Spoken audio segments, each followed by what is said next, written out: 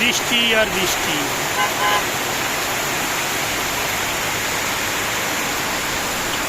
এই বৃষ্টি যদি সরাসরি দেখা যেত তাহলে বুঝতে পারতেন যে এই বৃষ্টির স্পিড কতটাই বেশি।